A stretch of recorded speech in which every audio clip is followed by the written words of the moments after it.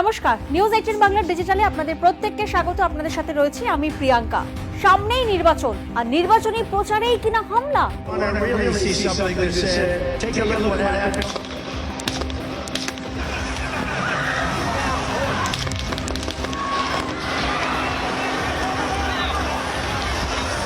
কে এই হামলাকারী, কেন হামলা, কি উদ্দেশ্য, আজ আমি প্রিয়াঙ্কা আপনাদেরকে জানাবো এই ভিডিওতে।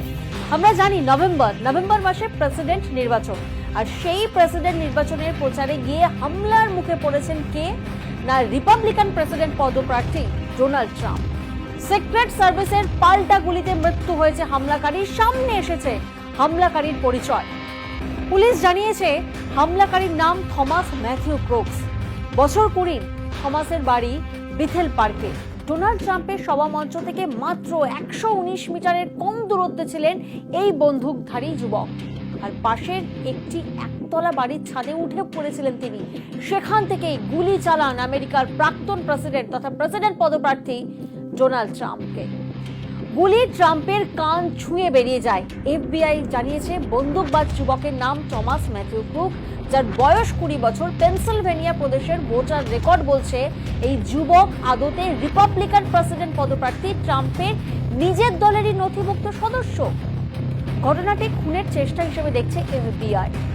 আমেরিকার সিক্রেট সার্ভিস এই এলাকায় ট্রাম্পের নিরাপত্তার দায়িত্ব ছিল আমরা জানি, এবং তাদের গুলিতে যুবক নিহত হয়েছেন। মৃত্যুর আগের মুহূর্তেও গুলি চালিয়েছিলেন সেই যুবক, এবং তাঁর ছোড়া একটি গুলিতে ট্রাম্প জখম হয়েছেন। অন্য একটি গুলিতে সবাই উপস্থিত ট্রাম্পের এক সমর্থকের মৃত্যু হয়েছে। গুলিতে আহত হয়েছেন আরও 2 জন। হামলাকারী যুবক ট্রাম্পের দলেরই এক নথিভুক্ত কর্মী। মেরে ফেলাই তার উদ্দেশ্য ছিল, বিবৃতিতে এমনটাই জানালো এফবিআই।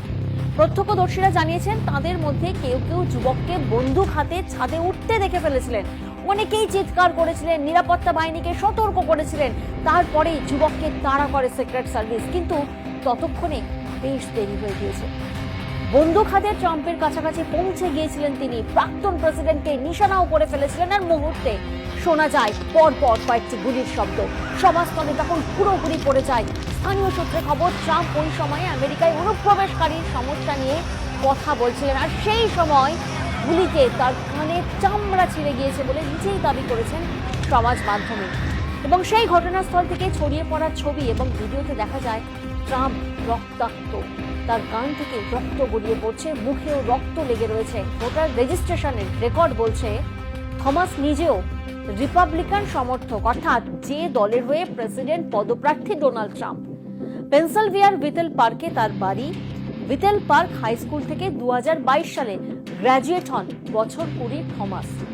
জানা গিয়েছে ওই বছরই জাতীয় অঙ্ক ও বিজ্ঞান উদ্যোগের স্টার অ্যাওয়ার্ড পান থমাস। ভাবুন, $500 আর্থিক পুরস্কারও পেয়েছিলেন। কিন্তু তারপর কেন এমন পদক্ষেপ, তাই নিয়েই তো প্রশ্ন উঠছে প্রত্যেকের মনে।